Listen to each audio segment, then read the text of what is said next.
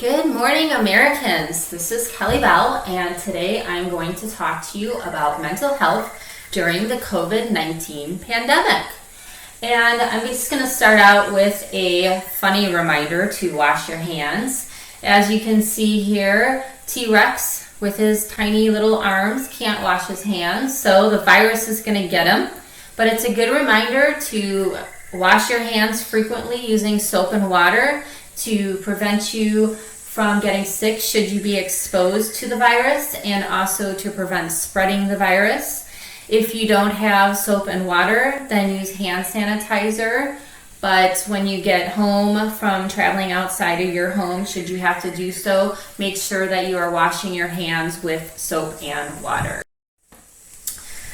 So as we've all been hopefully doing for the past couple weeks now, is working from home, teleworking, working remotely, and it's been a new experience for me for sure. So here are some tips that will help you to be successful while working from home. First of all, make sure you have a good work area, good lighting, a comfortable place to sit, your computer, and all of your things that you might need to work. And try to make sure that your space is as office-like as possible. Gets you in the mindset to work even though you're at your house. Establish a routine for yourself. This is really important. Set your work hours. Make sure you're getting up at the same time every day. Try to eat your lunch at the same time. Maintain your exercise schedule. Get outside for some fresh air throughout the day. Get up and walk around. Take those little breaks that maybe you would normally do at the office. You get up and go to the copier or get some coffee, things like that.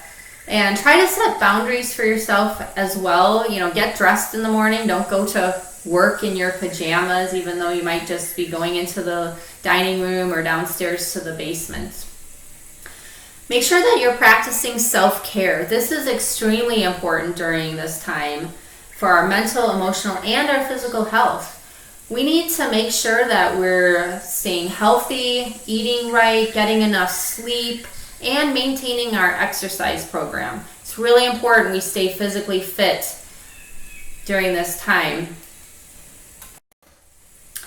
And also increase your communication. Usually at work, you're interacting with your coworkers, you see them on your way to the copier, the coffee maker, the water machine, the bathroom, so forth. I know in our section we have weekly calls. We call each other on a teleconference 3 times a week to check in with everyone.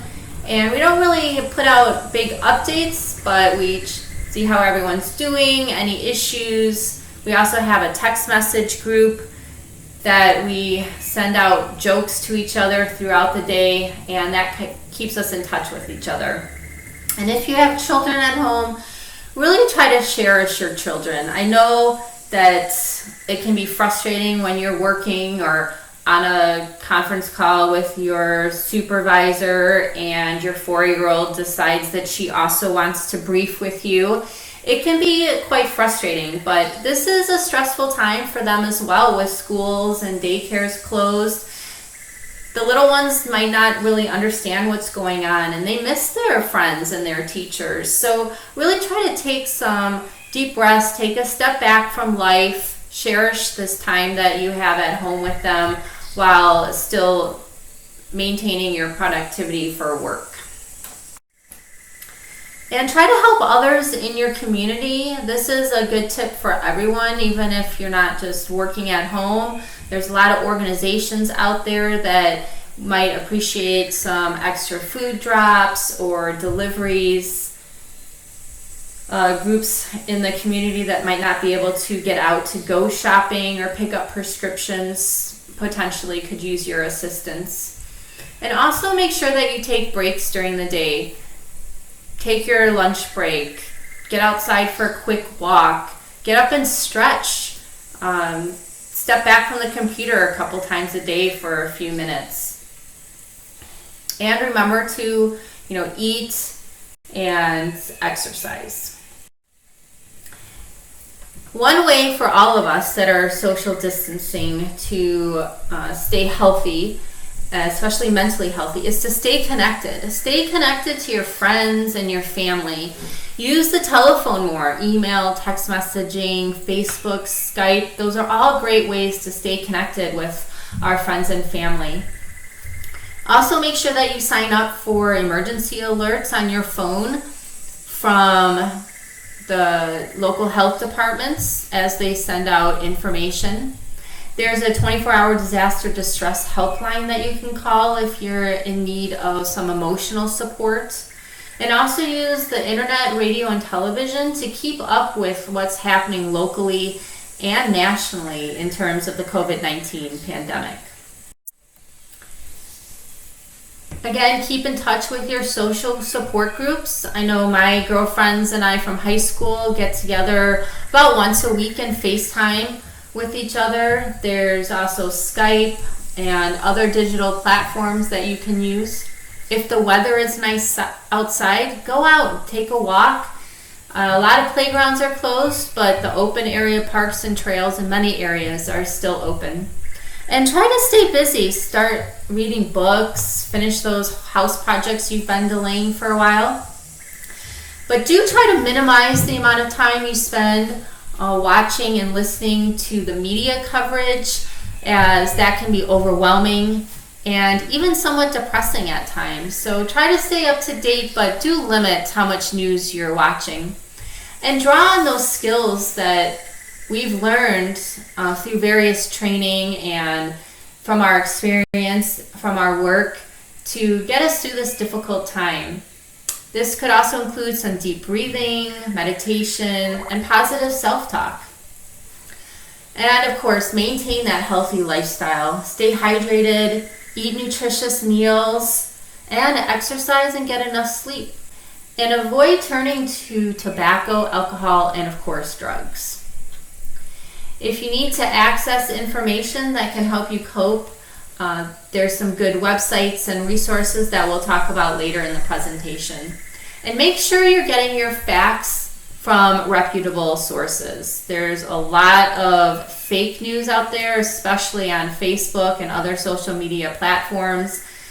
Really utilize the World Health Organization, the Center for Disease Control and Prevention, and your local state health departments for current information.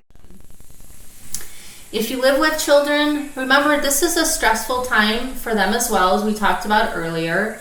Try to maintain a routine for them. Be honest and talk about what's going on, but make sure that it's age appropriate. Also, model the good behavior, model that resiliency for your children.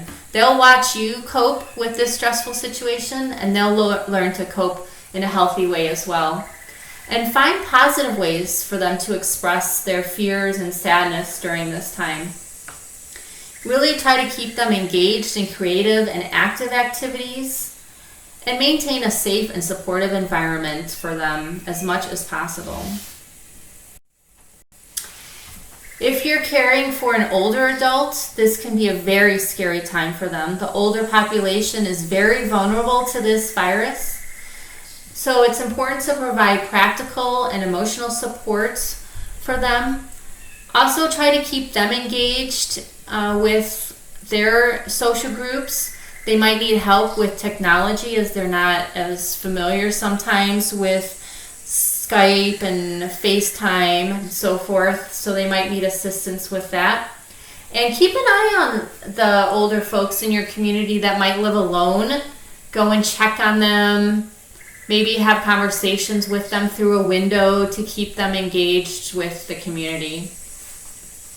And encourage them to use their special skills to help others. A lot of them can sew or knit or read to children over the phone, and that will really help to keep them engaged. Here's some resources that we can utilize. Of course, you have the Military Crisis Line, which is the 24-hour suicide line. You can also text 838-255. A Military One Source has some excellent resources for us as well. And here's some additional resources. You have 211, which is run by the state health departments, and that will give you up-to-date information from them.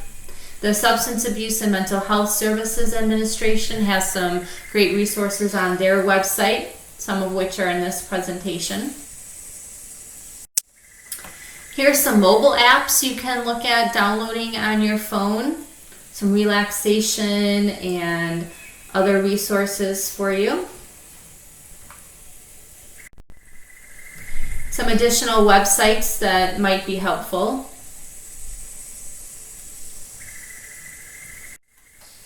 And of course, the Suicide Prevention Lifeline, 800-273-8255, or again, you can text 838-255.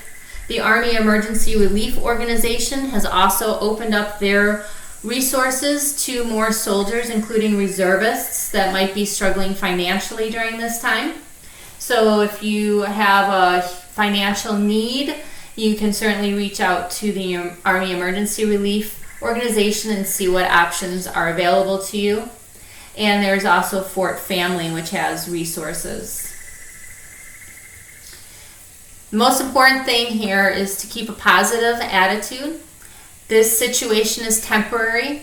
Although we don't know when it will end, I'm hopeful that it will end within the next couple of months. Life will get back to normal. I actually feel like life will be better than what we knew it before once everything settles down. If you're struggling at home with being away from other people because of social distancing, or you're quarantined, or you're isolated because you're sick, make sure you're reaching out to your first line leaders, your supervisors, the references and resources that I have in this presentation. We're all here to help each other. We're one big family, of course. We always say we're brothers and sisters in arms. So please reach out to those around you if you're feeling lonely and depressed, because we're all here for each other. So until we meet again, take care.